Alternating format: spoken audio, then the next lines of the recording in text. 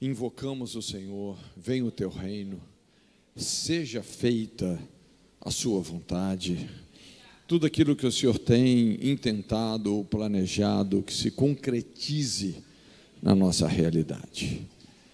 Senhor, sabemos que vivemos tempos difíceis, tempos trabalhosos, tantos conflitos, Senhor, mas em tudo, unge-nos, para que possamos combater não o mal, mas o bom combate da fé. Guia-nos agora na sua bondade, Senhor, dando-nos realmente toda a unção, toda a capacitação que vem do alto. Senhor, que o Senhor possa tomar o nosso entendimento cativo à obediência de Cristo e tudo aquilo que o Senhor tem para esse tempo realmente se cumpra nas nossas vidas. Em nome de Jesus. Amém.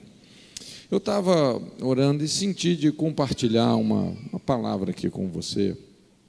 Se você quiser, você pode abrir a sua Bíblia. 2 Reis, capítulo 6, de 8 a 23. É um episódio assim bem interessante, né? Fala assim: o rei da Síria fazia guerra a Israel e consultou com os seus servos, dizendo: em tal e em tal lugar estará o meu acampamento. Mas o homem de Deus enviou o rei de Israel, dizendo: guarda-te de passares por tal lugar, porque os sírios desceram ali. Por isso o rei de Israel enviou aquele lugar de que o homem de Deus lhe dissera e de que o tinha avisado, e se guardou ali não uma nem duas vezes. Então se turbou com este incidente o coração do rei da Síria, chamou os seus servos e lhes disse: não me fareis saber quem dos nossos é pelo rei de Israel? E disse um dos servos: não, ó rei meu senhor, mas o profeta Eliseu, que está em Israel, faz saber ao rei de Israel as palavras que tu falas no teu quarto de dormir. E ele disse: vai ver onde ele está, para que envie e mande trazê-lo. Fizeram-lhe saber, dizendo: eis que está em Dotã. Então enviou para lá cavalos e carros e um grande exército, os quais chegaram de noite e cercaram a cidade. E o servo do homem de Deus se levantou muito cedo e saiu, e eis que um exército tinha cercado a cidade com cavalos e carros. Então o seu servo lhe disse: ai, meu senhor, que faremos? E ele disse: não temas, porque mais são os que estão conosco do que os que estão com eles. E orou Eliseu e disse: Senhor, peço-te que lhe abras os olhos para que veja. E o Senhor abriu os olhos do moço e viu, e eis que o monte estava cheio de cavalos e carros de fogo em redor de Eliseu. E como desceram a ele, Eliseu orou ao Senhor e disse: fere, peço-te, essa gente de cegueira. E feriu-a de cegueira conforme a palavra de Eliseu. Então Eliseu lhes disse: não é este o caminho, nem esta cidade, segui-me, guiar-vos-ei ao homem que buscais, e os guiou a Samaria. E sucedeu que, chegando eles a Samaria, disse Eliseu: ó Senhor, abre a estes os olhos para que vejam. O Senhor lhes abriu os olhos para que visse, e eis que estavam no meio de Samaria.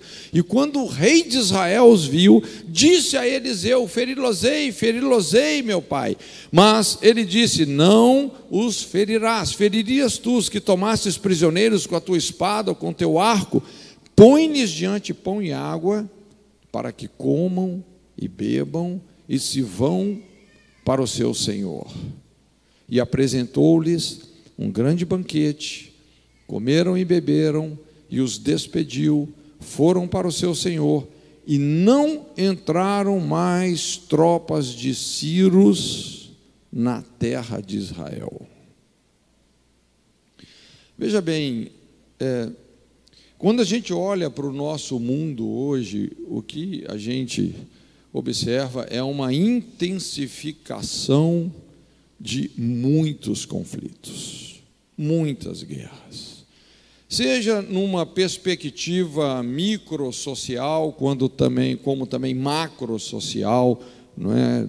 A questão hoje da família, a gente tocou um pouquinho nisso, mas quantas guerras acontecendo nas famílias, pais contra filhos, filhos contra pais, guerras conjugais, tanto abandono. Também, quando a gente olha numa perspectiva hoje aí do nosso convívio sociopolítico, não é? Tanto conflito, tanta guerra, tanta coisa que, na verdade, precisa de ser mudada, não é? Tanta coisa que precisa de ser revolucionada, não é? Realmente mudanças, precisamos de mudanças profundas. Quando nós pensamos também numa dimensão aí das nações, como Jesus bem nos alertou, não é? Nação contra nação, povo contra povo, tantas guerras. Quando a gente olha as guerras culturais, a cultura judaica, cristã, o mundo islâmico, não é? Também quando a gente olha para esse marxismo cultural, que também vai totalmente contra a moral cristã, já é uma guerra aberta, não é? Mas no meio de todos esses conflitos, às vezes, como é importante a gente ter esse discernimento, não é? de como prevalecer, como combater o bom combate da fé. Quando a gente olha para esse texto, eu acho muito interessante, porque é um texto aqui que fala realmente de um tempo de guerra.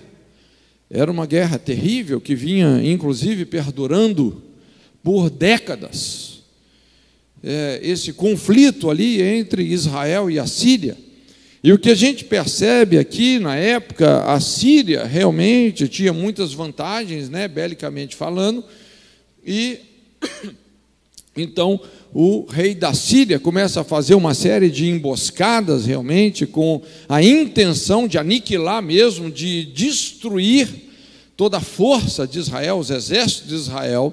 Só que tinha um certo homem, esse profeta chamado Eliseu, e Deus começou a revelar para Eliseu os planos mais íntimos, mais secretos, sabe, aquele top secret, não é? Esses segredos de guerra, Deus estava revelando para Eliseu.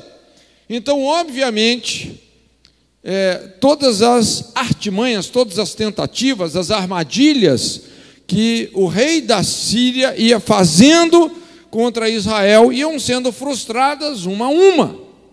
E isso foi perturbando o rei da Síria.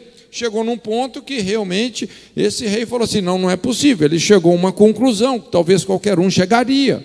E ele pensou: só pode ter alguém vazando a informação. Tem que ter um espião no nosso meio.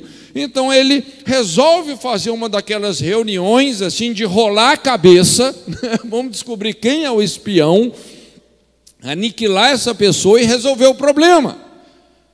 Mas de repente chega alguém falando: não, rei, não tem espião não, é o profeta de Israel. Esse cara sabe o que você fala no seu quarto de dormir. E ele então se enfurece. Veja bem que aqui muda totalmente o rumo da batalha, não é? E ele agora intenta prender Eliseu. À noite, ele manda cercar a cidade de Dotã, onde Eliseu morava. Veja bem, não era um exército muito pequeno, não é? Suficiente para cercar toda a cidade.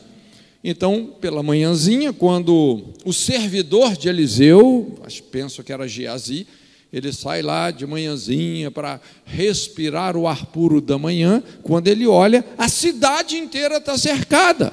E o cara entra em desespero, porque estavam ali, obviamente, perplexos, sem saída, não tinha como escapar desse cerco. Então ele chega e fala com o profeta: olha, nós estamos liquidados, nós estamos cercados, não é? Mas Eliseu vai e fala com ele assim: não, fique tranquilo, porque mais são os que estão conosco do que os que estão com eles. E talvez o moço de Eliseu falou: rapaz, você não sabe fazer conta, não? Olha só, 1, 2, agora conta quantos tem do lado de lá. Aí ele faz uma oração: Senhor, abra os olhos do moço, para que ele enxergue. E Deus abre os olhos do moço. E ele então vê os exércitos de Deus, as hostes espirituais de Deus, com cavalos e carros de fogo. Então, o exército da Síria vem prender Eliseu. Lógico, Eliseu usa todo esse poder que estava disponibilizado para ele. Eu não sei se você sabe, mas tem um poder disponibilizado para a sua vida. Você não está vendo, mas existe. Não é verdade? Senhor, fere eles de cegueira. Não quero confusão com esse povo, só fere de cegueira. E daqui a pouco todos eles estão absolutamente cegos. Não adiantava nada todo aquele poder bélico que eles tinham, todo o treinamento, as armas, a organização militar. Não adiantava nada, estavam cegos. E Eliseu fala: rapaz, o problema de vocês não é comigo, é lá com o rei de Israel, eles que vocês odeiam, não é? A raiz do conflito está lá. E conduziu eles até Samaria. Quando eles chegam em Samaria, Eliseu ora de novo: Senhor, agora abra os olhos deles para que eles enxerguem, não é? E eles começam a enxergar. Quando o rei de Israel vê que todo o exército da Síria estava ali, na verdade, assim, debilitado diante dele, ele já pensa num banho de sangue, não é?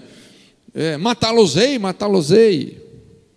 E Eliseu falou: não, ninguém vai fazer violência. Nós vamos dar a eles uma ceia.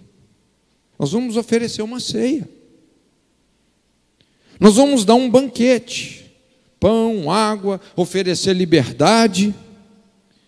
Eu não sei se você entende, mas por causa de um homem que sabia perdoar, uma guerra acabou. E a Bíblia fala assim: não entraram mais sírios nas terras de Israel. Acabou a guerra por causa de um homem.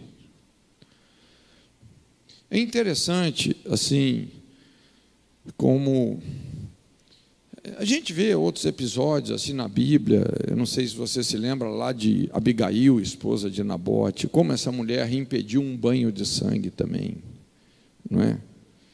Quando muitos países que passaram, a própria história da independência do Brasil é interessante, assim, como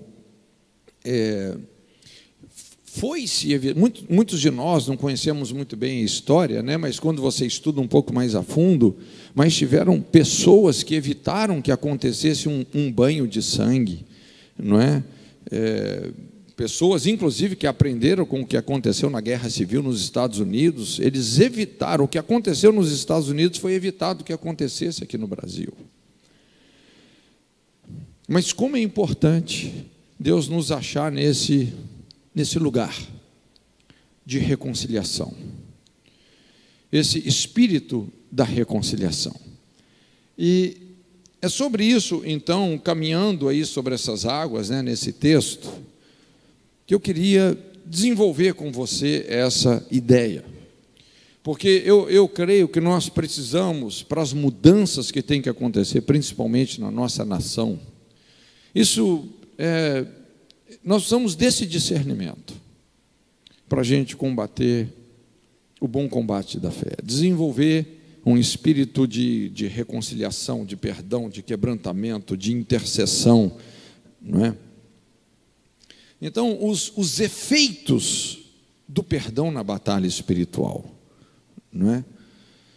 A primeira coisa que a gente observa aí, no verso 12, se você está com a sua Bíblia aberta, você pode ir acompanhando comigo, mas fala assim: mas o profeta Eliseu, que está em Israel, faz saber ao rei de Israel as palavras que tu falas na sua câmara de dormir. Ou seja, a primeira coisa, quando você tem esse espírito reconciliador, a primeira coisa que você vai ganhar é uma percepção espiritual, no sentido de discernir, de antecipar os intentos mais profundos e secretos do inimigo. Um espírito reconciliador destranca acesso para conhecermos esses planos, esses objetivos mais destrutivos de Satanás. Você vai ter uma percepção correta do inimigo. Vem um discernimento sobrenatural que nos ajuda a lidar com as tentações, as provocações, aqueles conflitos do dia a dia que muitas vezes funcionam como armadilhas para nós. A primeira percepção que o Espírito perdoador nos concede, então, é acerca dos desígnios do inimigo. Quando o inimigo pensa que vai te surpreender, na verdade, ele é que acaba sendo surpreendido. Um coração reconciliador traz a revelação de Deus que te coloca nessa vanguarda do discernimento, sempre um passo à frente do inimigo. É uma vantagem, isso nos dá uma vantagem realmente onde nós podemos, como é o propósito de Deus, desfazer as obras de Satanás. Enquanto a amargura nos cega para as ciladas do diabo, a atitude de humildade e reconciliação torna óbvio e relevante toda astúcia do mal. Paulo, inclusive, ele explica isso quando ele escreve lá aos Coríntios. Ele fala assim: a quem perdoardes alguma coisa também eu. E depois ele fala assim: para que não sejamos vencidos por Satanás, porque não ignoramos os seus ardis. Então, quando você tem esse espírito perdoador, é impressionante, Deus vai quebrar essa ignorância em relação aos ardis, aos desígnios, aos intentos do inimigo. Muitas pessoas caem em armadilhas, laços, concupiscências nocivas, né, o que a Bíblia diz, exatamente porque endurece o coração nesse sentido. A falta de perdão, gente, ela não só adoece, mas ela também emburrece emocionalmente a pessoa. Então, é fundamental nós discernirmos esse espírito reconciliador nos conflitos que nós passamos. O segundo ponto, a segunda vantagem que nós temos quando você tem um espírito reconciliador, é que Deus vai colocar na sua boca a palavra de conselho, aquela palavra rema, aquela palavra de discernimento, que vai salvar e livrar pessoas do perigo. Olha só aí no verso 10: pelo que o rei de Israel enviou aquele lugar de que o homem de Deus lhe falara e de que o tinha avisado, e se guardou ali nem uma nem duas vezes. Então não foram poucas as vezes que por causa do conselho de Eliseu, da advertência de Eliseu, que todo o exército de Israel foi poupado. Você vai livrar pessoas do caminho do destruidor. Essa perspectiva do conselho, desfazer as armadilhas, descobrir como superar as provas. Então você vai ajudar as pessoas realmente, tirá-las das armadilhas. Um coração perdoador sempre vai prover unção, graça, para você saber orientar as pessoas, saber dizer a elas por onde elas devem, por onde elas não devem andar. Isso parece assim um pouco óbvio, mas a Bíblia explica, né, que há caminhos que parecem ser certos e parecem mesmo, mas o fim deles são caminhos de morte. O conselho e a sabedoria de Deus sempre vem de um caráter exercitado no quebrantamento, na intercessão, na tolerância. Então, você vai começar a frustrar os planos de Deus na vida de muita gente. Eu me lembro, um tempo atrás, aí, numa única semana, eu me vi assim intermediando situações conjugais, inclusive algumas delas já estavam até definidas, se não vai separar mesmo, cada um vai para um lado, né? Já tinha arrebentado tudo. E de repente, por causa de um conselho, de uma palavra que você dá, você muda o destino de uma família. É só o conselho de Deus mesmo. Então aqui nós entendemos o poder de um conselho, de uma orientação profética, carregada de compaixão e revelação.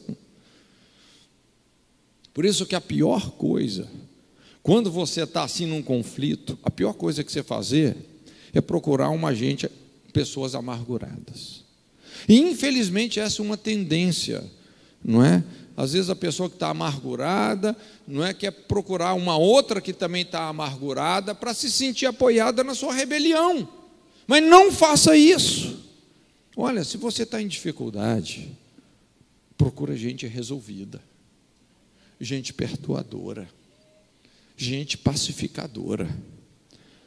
Jesus disse: bem-aventurados pacificadores, esses são os filhos de Deus, não é?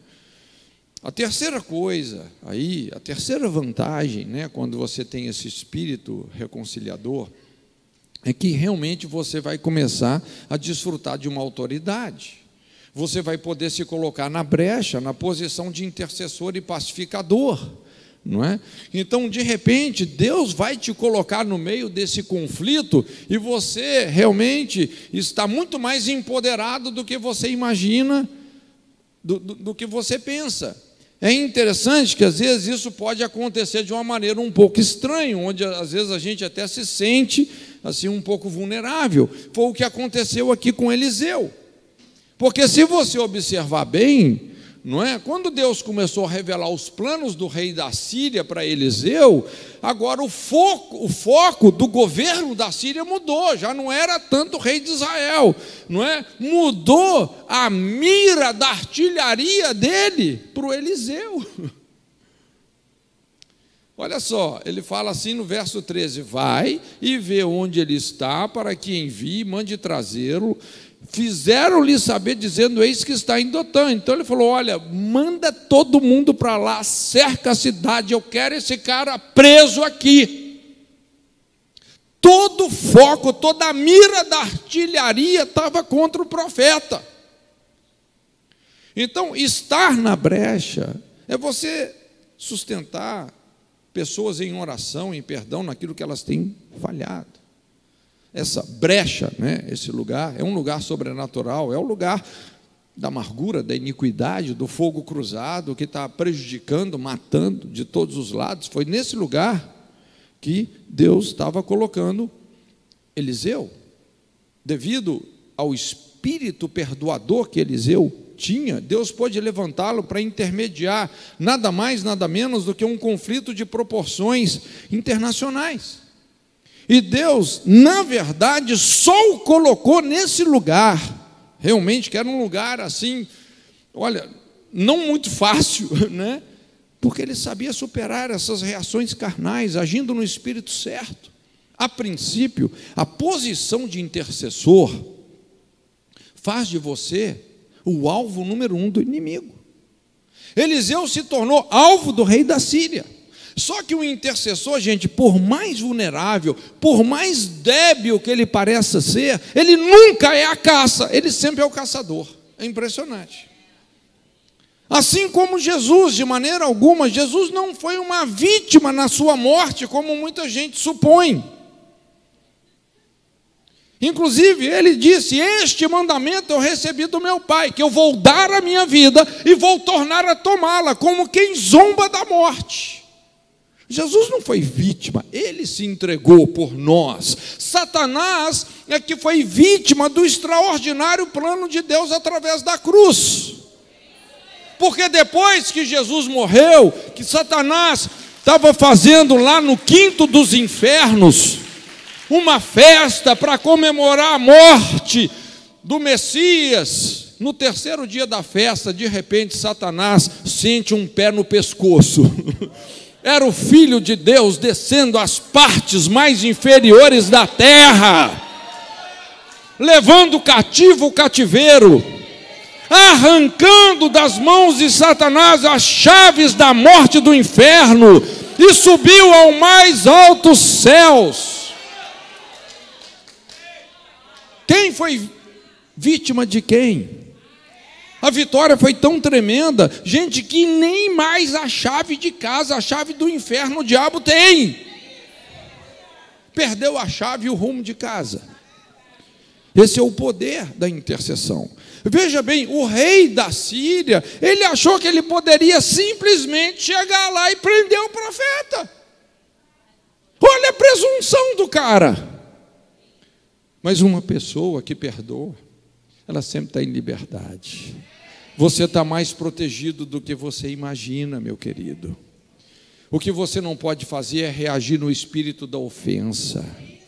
Você já viu esse ensinamento, né, de onde vem a palavra ofensa? Significa isca. Toda ofensa, toda rejeição, toda injustiça é uma isca. para você agir carnalmente. Entende? Então, olha, nós precisamos desse discernimento mesmo. Muitas vezes o diabo joga a isca, a pessoa, engole. Não, Eliseu não. Então, quando Deus te acha na brecha, te estabelece na linha de fogo de uma questão, como um intercessor, veja bem, você não está sob as pessoas, mas você está sobre elas, não é? Existe um respaldo de Deus. A quarta coisa, a quarta vantagem que você tem, quando você tem esse espírito de quebrantamento, é o rompimento de paradigmas, ou seja, você vai começar a abrir os olhos dos cegos. E ele disse, isso está nos versos 16 e 17, e ele disse, não temas, porque mais são os que estão conosco do que os que estão com eles. E orou Eliseu e disse, Senhor, peço-te que lhe abras os olhos para que veja. E o Senhor abriu os olhos do moço e viu. E eis que o monte estava cheio de cavalos e carros de fogo em redor de Eliseu. Eu acho isso aqui muito tremendo. Quando você tem um espírito de quebrantamento, quando você é um pacificador, não é? Quando você discerne a natureza da batalha, não é contra carne e sangue que nós temos que lutar, gente, não é?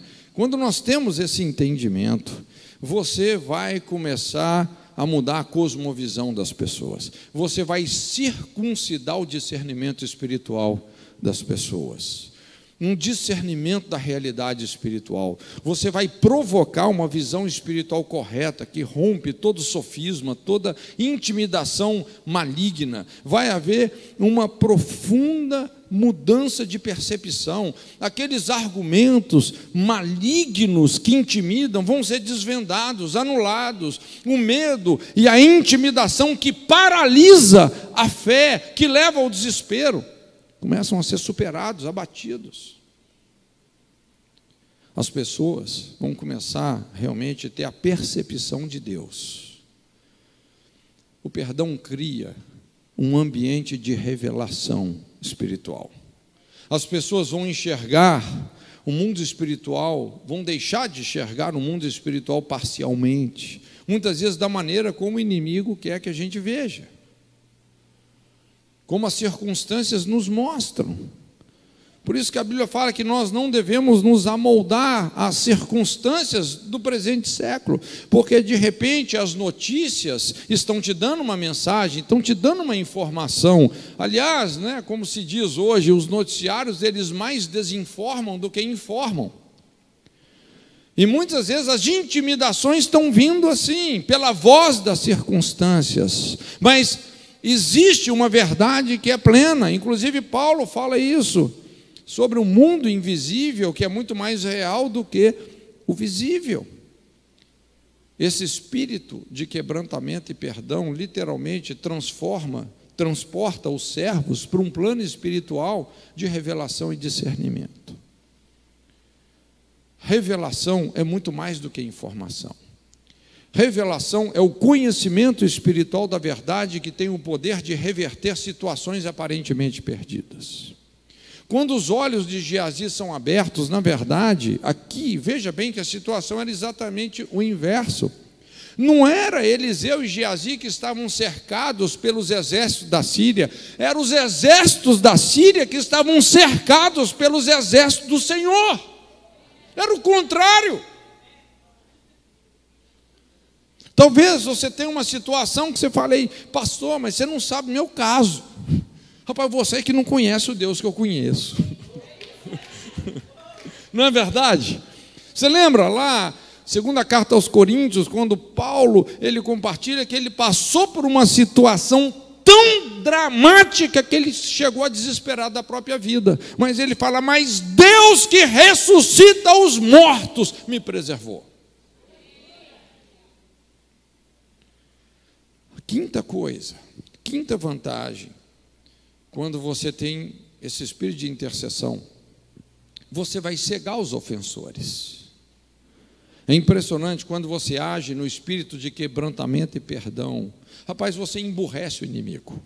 Você cega o inimigo. Esse fica doidinho e começa só a fazer besteira. Aqui a Bíblia fala assim: como desceram a ele, Eliseu orou ao Senhor e disse: fere, peço-te essa gente de cegueira. Rapaz, tinha muito mais anjo e carros de fogo ali do que gente do exército da Síria. Então foi bem facinho, não é, dessa oração ser respondida. E a Bíblia fala: feriu-a de cegueira conforme a palavra de Eliseu. É impressionante, não é, como que Eliseu está lidando com isso, e ele simplesmente, realmente age nesse espírito de reconciliador. Isso vai ficar mais claro no próximo ponto, não é? E isso então trouxe um batismo de conscientização. Perdão conscientiza as pessoas da cegueira que um coração cheio de ofensividade e vingança proporciona, desarma esses espíritos que inflamam as discórdias, as barreiras, as violências. É impressionante. Eu, quando leio esse texto, me lembra muito a situação de Saulo, não é? Você se lembra?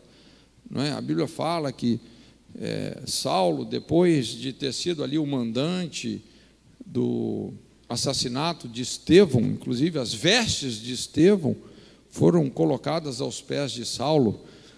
E você se lembra da oração que Estevão fez? Pai, não lhes impute esse pecado, não é?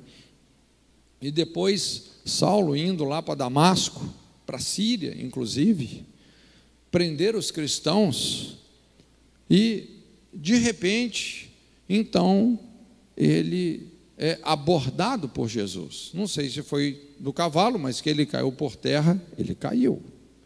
E a única coisa que explica essa intervenção de Jesus na vida de Saulo foi a intercessão de Estevão. Pai, não lhes impute esse pecado.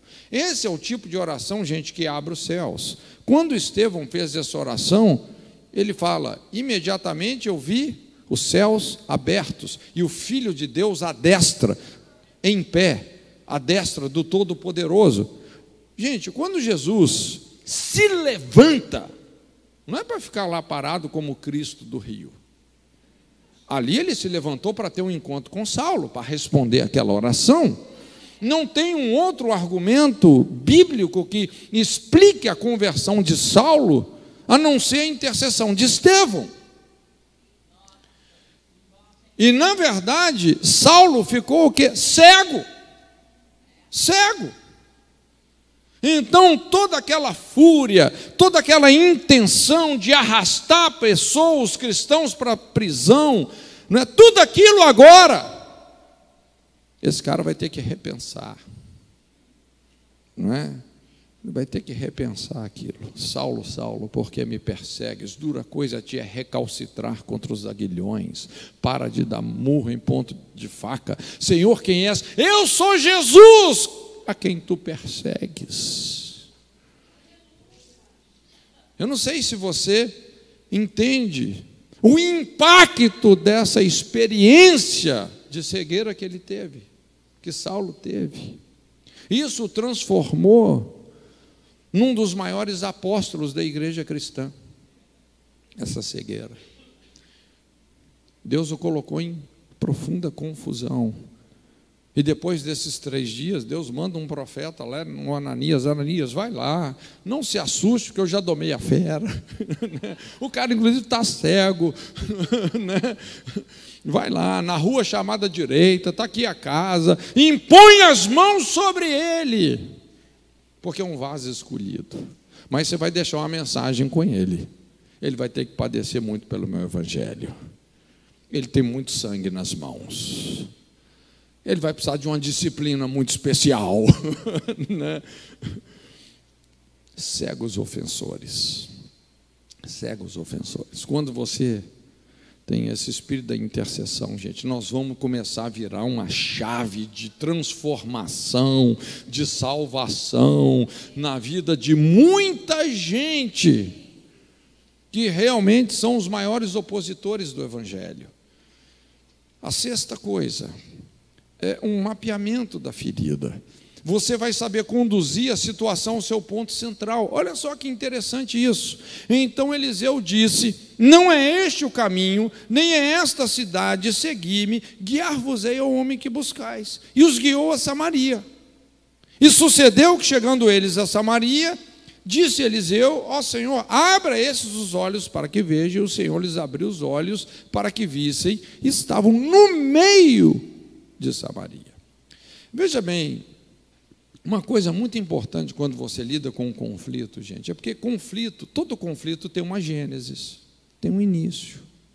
Conflitos têm uma gênesis, pessoas têm uma gênesis, não é? Se nós queremos realmente ser relevante, nós precisamos de resolver a coisa na origem, voltar lá no início, não é? Ir nas pessoas certas, ir no ponto certo. Então o Eliseu muito sabiamente falou: olha, o seu problema não é comigo, eu sou só o efeito colateral da coisa. O seu problema está lá em Samaria, não é? Vocês têm um ódio de morte do rei de Israel, o problema está lá. Samaria, gente, é o lugar do trauma. É aquele lugar realmente onde a ferida aconteceu. Sabe aquele lugar, aquele ponto da sua história que você não quer voltar, que você não quer que ninguém chegue lá, nem Deus? É lá. Sabe aquela igreja que você sai e fala: eu nunca mais volto? Às vezes é lá que você tem que voltar, meu querido. Sinto muito te dizer isso. Não é? É a Samaria. A coisa é por aí, não é? Agora, eu não sei se você consegue imaginar, porque deve ter sido uma coisa bem curiosa, não é?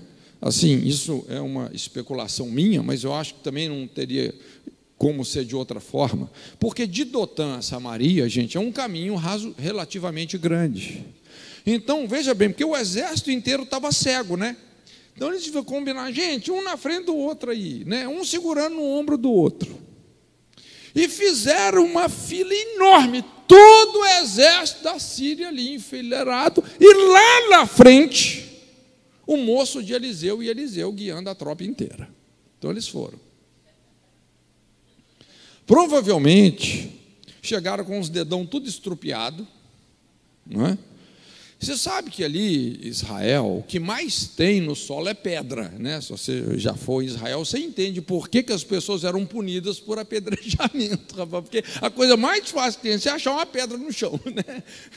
Então eles devem ter chegado lá com os dedão tudo estrupiado, e quando eles chegam lá em Samaria, o lugar do trauma, o lugar da ferida, não é?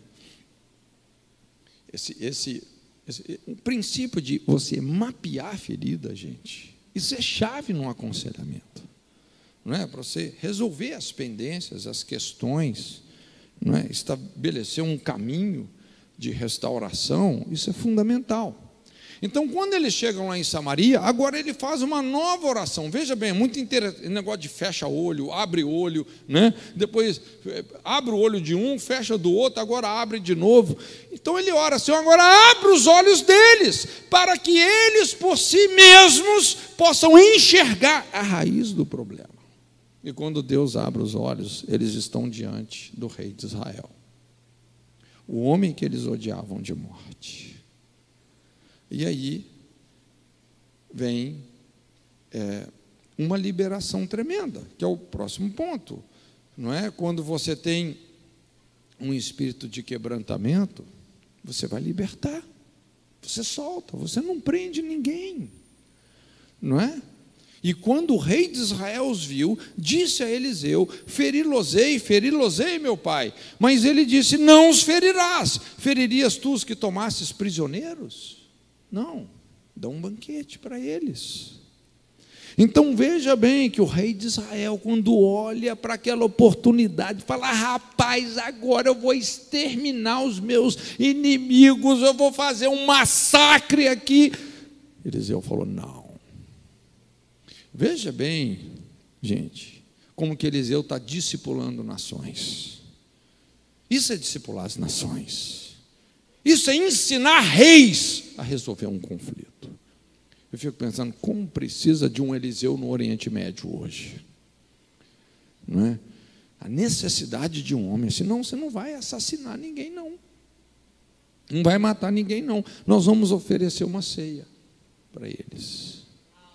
Talvez se lembrando do que Davi já tinha ensinado, não é? Você se lembra lá no Salmo 23, preparas uma mesa perante mim na presença dos meus amigos ou inimigos? Onde é que essa mesa é? Com quem que é essa mesa? Com os inimigos. Unges a minha cabeça com óleo, o meu cálice transborda. Certamente que a bondade e a misericórdia me seguirão todos os dias da minha vida. Habitarei na casa do Senhor por longos dias. Veja bem que essa reconciliação com inimigos, entre aspas, não é? Porque a nossa luta não é contra carne e sangue. Essa reconciliação, gente, é daí que procede essa unção poderosa. Inclusive, o lugar da unção, o Getsemane, a prensa do azeite. Sabe de onde vem a unção? Da prensa. As azeitonas eram ensacadas e espremidas. Você entende essa linguagem, espiritualmente falando? Eu não sei se você está disposto a passar pela prensa do azeite. Muitas vezes a gente quer aquela unção, né? Transfere essa unção para mim. Já viu os preguiçosos falando? Gente, não funciona assim, não é? Unção vem da mesa com os inimigos. Tem uma mesa com os inimigos, não é? Tem um nível de quebrantamento e perdão que nós temos que chegar. Aí sim, aí vai vir unção, vem o transbordar do cálice, o avivamento, não é? Aí vem a bondade de Deus sobre a sua vida de uma maneira como você nunca tinha experimentado, não é? A presença, porque aqui fala, não é? Não de uma visitação, mas da habitação com Deus. Uma coisa é você ter uma visita, já viu? Você sente um arrepio, Deus me visitou. Mas aqui a Bíblia fala: habitarei na casa do Senhor por longos dias. Então, quando eles oferecem essa ceia, gente, pensa ali naquele exército, não é? Que foi de fato aqui desarmado, não é? E por fim, a Bíblia fala: não entraram mais tropas de Círios na terra de Israel. Então, a oitava coisa, você começa a resolver permanentemente. Você resolve permanentemente. Você dissolve os agentes motivantes da inimizade, da contenda. É interessante como esse tipo de atitude, gente, muda a motivação das pessoas, transforma o coração delas, não é? É por isso que a Bíblia coloca assim essa diferença de papéis, né, entre lei e graça, não é? A lei é muito importante. A lei define o pecado, define a transgressão, as consequências do pecado, não é? Mas é interessante que a revelação do caráter de Deus tem muito mais a ver, de certa forma, com a graça do que com a lei. A lei foi dada por Moisés, a graça e verdade vieram por Jesus Cristo, nosso Senhor. Porque Deus não é um Deus de condenação. Lógico, Ele tem uma ordem que Ele estabeleceu, mas Ele é um Deus perdoador, um Deus amoroso, não é? Como nós falamos, unidade, reconciliação, relacionamento. Gente, esse é o DNA de Deus.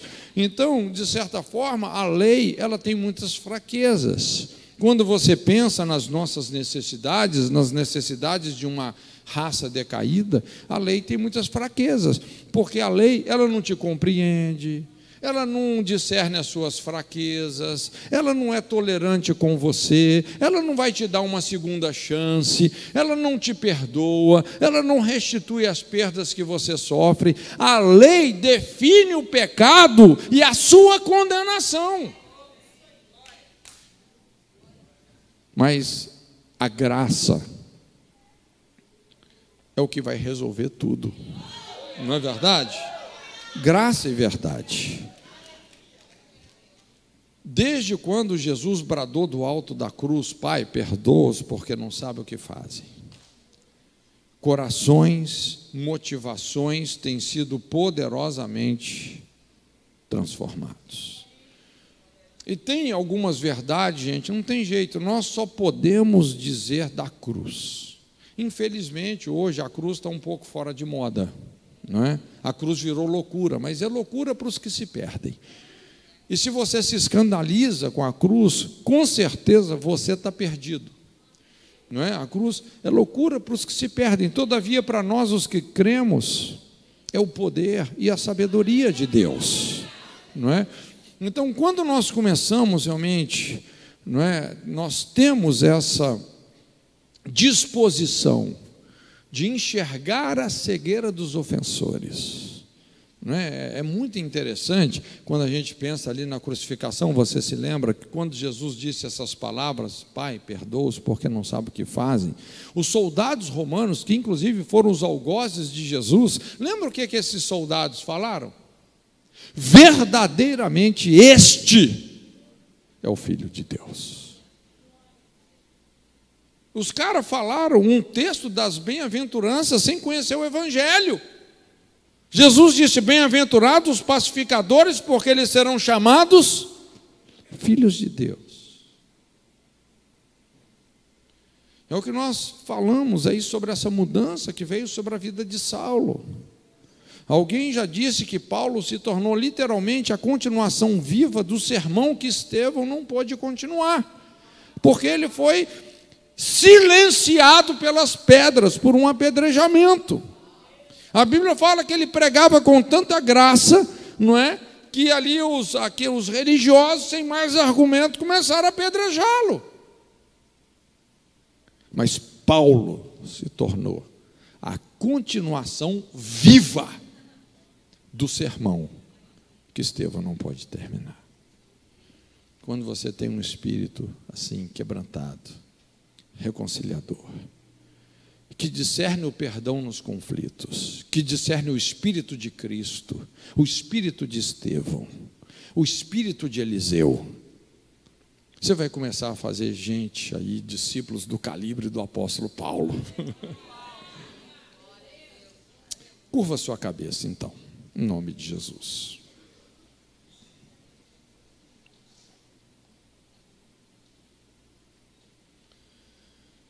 Deixe o Senhor falar com você. A gente sabe que a nossa vida é pontuada por muitos conflitos.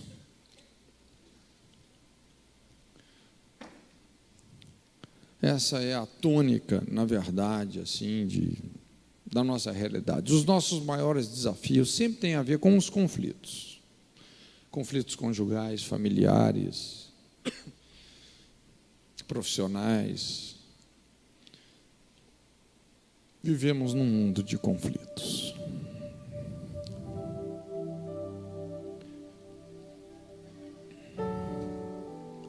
Talvez hoje você se identifique aí com o rei da Síria, você está muito bravo com alguém, querendo destruir alguém. Talvez você se identifique com Geazi, se sentindo intimidado, acuado, cercado, perplexo, injustiçado. Mas eu creio que o mundo espiritual nos chama para uma identificação com Eliseu, a personificação da palavra profética, o coração quebrantado de Deus. Então, se você precisa fazer uma mesa aí no seu coração, oferecer uma ceia para alguém, eu penso que esse é o momento oportuno. É dentro de você. Porque muitas vezes essa batalha não está fora de nós, ela está dentro de nós. Se você precisa de soltar alguém, faça isso. Solte essa pessoa. Jesus disse: bem-aventurados os misericordiosos, porque eles serão tratados com misericórdia. Alguém já disse que o perdão é a cola do mundo. É como o osso quebrado, vai ficando cada vez mais forte. Então, se você precisa de resolver alguma coisa, não deixe que isso se transforme numa amargura, que se espalhe. Não permita que isso te adoeça. Tire a sua inteligência emocional, espiritual. Não permita. Mas combata. Não o mal, mas o bom combate da fé. Senhor, muito obrigado por esse tempo. Muito obrigado por esse momento. Nós nos colocamos diante de Ti. O Senhor conhece os segredos do nosso coração. O Senhor sabe aquilo que pesa, aquilo que rouba a nossa paz, aquilo que tira o nosso sono. Senhor, e queremos nos identificar com a cruz de Cristo. E no nome de Jesus, a nossa decisão é essa. Nós vamos incorporar esse imperativo divino: seguir a paz com todos e a santificação, sem a qual ninguém verá o Senhor. Essa é a nossa decisão, em nome de Jesus. Amém? Deus te abençoe.